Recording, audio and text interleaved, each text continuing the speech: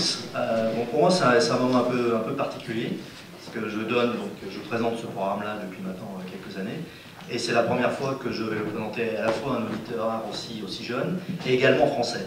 Donc on va commencer par un film qui va vous détailler un petit peu à quoi va ressembler cet avion, pour quel type de mission.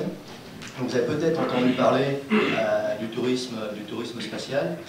Ce qu'il faut retenir dans le terme tourisme spatial, c'est surtout spatial, et c'est surtout le fait que ça permettra de donner un accès à nous tous à l'espace, alors qu'on verra un peu plus tard que les personnes qui sont aujourd'hui allées dans l'espace, elles sont très peu nombreuses, même si elles sont très connues d'ailleurs.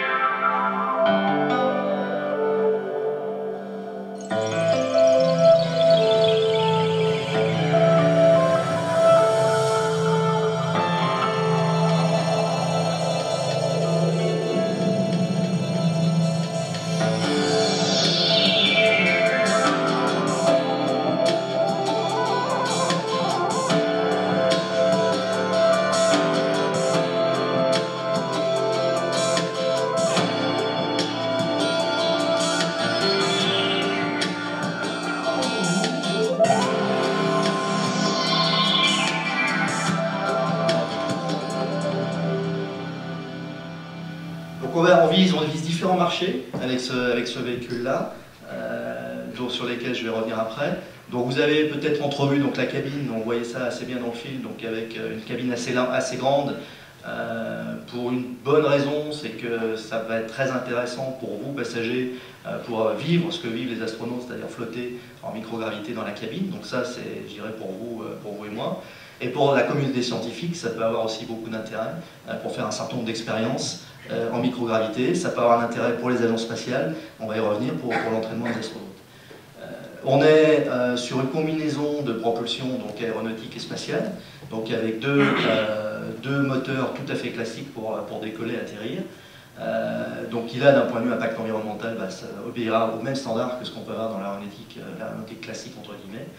Le moteur fusée, donc c'est un moteur fusée qui brûlera de l'oxygène et du méthane, qui est de loin, alors, si je parle du méthane, le fuel, l'hydrocarbone qui est le moins carboné, si vous avez quelques éléments de chimie en tête, par rapport au kérosène, c'est l'espèce chimique qui a le moins d'atomes de carbone, il n'y en a qu'un, donc si on l'enlève, c'est plus un hydrocarbone. Et on a bien l'intention de l'opérer à peu près de n'importe quel aéroport, de manière à pouvoir offrir une souplesse opérationnelle à nos clients, qui peut être extrêmement intéressante en fonction du marché visé. Je vous l'ai déjà un petit peu dit, on est en phase de pré-développement. Donc c'est aujourd'hui un programme donc, qui est financé par Astrium. Dès qu'on l'aura lancé en développement, ça sera un programme aérospatial comme un autre. C'est-à-dire qu'on impliquera les meilleures sociétés qui peuvent nous intéresser sur ce type de programme. Donc ça sera à la fois des entités internes à Valiès, et puis d'autres entités, d'autres sociétés dans le monde, des laboratoires évidemment, des labos de recherche, l'ONERA en France, le DLR en Allemagne, et on ne va pas être exhaustif aujourd'hui. Donc là, avec cet avion-là, plusieurs minutes de microgravité, un espace très important dans la cabine, on peut imaginer de valider un certain nombre de procédures pour les astronautes et qui offre un service qui est peut-être un peu meilleur que celui qu'on a avec l'Airbus dérogé aujourd'hui de l'espace. Et enfin, une dernière mission, c'est la microgravité, donc qui est une technologie, en tout cas des environnements qui intéressent beaucoup le monde scientifique et plus globalement l'industrie, notamment tout ce qui est biotech. Donc ça, c'est un aspect aussi qui peut intéresser beaucoup un certain nombre d'acteurs industriels. Si je me concentre une minute ou deux donc sur le tourisme spatial, donc évidemment c'est quelque chose qu'on a regardé d'assez près. Donc vous entrevoyez ici les quelques vues du design de la cabine qui est un peu particulier. Voilà, avec ce type de cabine et ce type de design que vous entrevoyez sur la gauche là, avec le principe d'un hamac. En fait, l'objectif, c'est d'avoir des sièges donc, qui sont en rotation libre et qui s'orienteront systématiquement dans la direction de la plus grande accélération et qui font que ce que vous avez peut-être entendu sur le voile noir, par exemple, des pilotes de chasse. Le voile noir des pilotes de chasse, c'est quoi? C'est des accélérations que les pilotes de chasse subissent, notamment des pieds vers la tête ou de la tête vers les pieds. C'est quelque chose non seulement qui n'est pas forcément très agréable, mais qui en plus peut médicalement poser un certain nombre de problèmes. Donc ça, c'est des choses qu'on a validées avec évidemment des médecins spatiaux. J'avance. L'accès, donc le développement durable et l'accès durable à l'espace. Aujourd'hui, une fusée, Ariane 5 décolle de Kourou, c'est 780 tonnes au décollage, et de 780 tonnes au décollage, on ne ramène rien. On met un satellite en orbite et il n'y a absolument rien qui revient, ou pour être plus précis, il y a des étages qui retombent, mais on n'en fait rien derrière. Donc en termes de développement durable, on fait mieux. C'est du pic jetable, bon, c'est un modèle économique. Dans le cas de cet avion spatial, on réutilisera plus de 3/4 de l'avion, comme n'importe quel avion. Un avion, il vole, on remet du kérosène dedans, il repart. La particularité pour nous, c'est qu'on a un moteur fusée qui est de très haute technologie et qui doit durer plus longtemps que ce que dure un moteur classique de fusée. Je vais directement à l'accélérateur de technologie. Donc l'accélérateur de technologie, qu'est-ce que ça veut dire pour nous? Ça veut dire que si je vous ai parlé du marché du spatial suborbital, donc un saut de puce à 100 km d'altitude et on redescend. Avec cet avion spatial, on ne sait pas forcément très bien ce que ça peut préfigurer. En tout cas, ça peut préfigurer, ça on en est sûr, le transport aéronautique du futur. Et donc on travaille pour le compte du corporate de ADS, donc sur un projet dont vous avez peut-être entendu parler donc au Salon du Bourget cette année, donc qui s'appelle Zero Emission Hypersonic Transport. Donc l'aspect environnemental est absolument fondamental et structurant sur ce programme-là, donc qui est cofinancé par la DGAC et sur lequel on va avancer dans les années qui viennent. Voilà.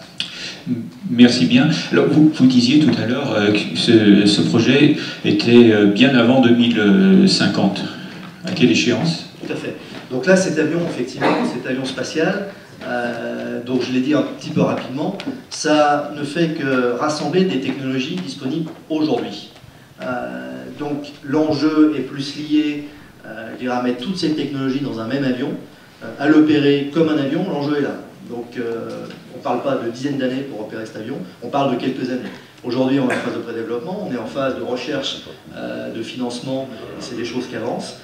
Admettons qu'on obtienne, qu'on soit particulièrement efficace sur la levée de fonds, qu'on commence donc le développement en 2012-2013, on commence les opérations commerciales à la fin de cette décennie, 2019 ou 2020. Aujourd'hui, donc le ticket donc, pour partir à 100 km d'altitude en incluant l'entraînement, l'ordre de grandeur c'est 200 000 €. Alors 200 000 €, c'est beaucoup et pas beaucoup, hein, vous avez vu ce que ça voulait dire, je dirais au XXe siècle, donc quand on compare par rapport à l'évolution de l'aéronautique. Ça sera un nouveau service, donc comme tous les nouveaux services, hein, c'est vrai dans l'électroménager, c'est vrai dans n'importe quel secteur industriel. Au début, ça sera assez cher, on va dire, et les prix vont baisser. Dès qu'on va avoir un certain nombre de clients, les prix vont baisser, et on est confiant sur le fait qu'on pourra arriver, au bout de quelques années, à quelques dizaines de milliers d'euros, ce qui continuera à représenter une certaine somme, mais quand on voit le niveau d'énergie qu'il faut fournir pour monter à 100 km d'altitude, ça sera finalement un prix assez raisonnable. Je répète la question, est-ce que donc, votre concurrent Virgin Galactic, donc, qui est pas mal en avance sur Astrium, ne va pas freiner notre démarche? Au contraire, c'est un marché émergent, même si nous sommes persuadés à Astrium qu'il y a un marché qui va exister. Le fait d'être plusieurs à y croire ne fait que crédibiliser le marché. Donc nous sommes extrêmement contents que Virgin Galactic existe aujourd'hui. Donc ça, c'est le premier point. Le deuxième, ils sont effectivement en avance sur nous, hein, je vous le confirme. Même si effectivement on travaille sur ce point-là depuis plusieurs années, comme je vous l'ai dit, on avance de manière significative, mais moins vite, en tout cas on est moins mûr que Virgin Galactic. On a deux éléments par rapport à ça. Bon, le premier, c'est qu'on a la force de frappe de ADS avec les business units comme EADS, Cassigan avec l'Eurofighter en Allemagne, ou Eurocopter qui fait que le jour où on lance le développement, je pense qu'on va rattraper un peu de temps. Mais surtout, et ça je ne vais pas rentrer dans les détails maintenant, mais nous on se voit comme la deuxième vague d'avions suborbitaux, avec la perspective d'offrir un niveau de sécurité, je vous invite à regarder un peu mieux le sujet, avec un niveau de sécurité qui n'aura pas grand chose à voir avec le niveau de sécurité que va offrir Virgin Galactic. Donc c'est là-dessus, c'est ça qu'on apportera en plus par rapport à nos concurrents comme Virgin Galactic que vous mentionnez. Donc la question c'est comment seront opérés ces avions, est-ce que ça sera par une compagnie aérienne standard ou comme EADS?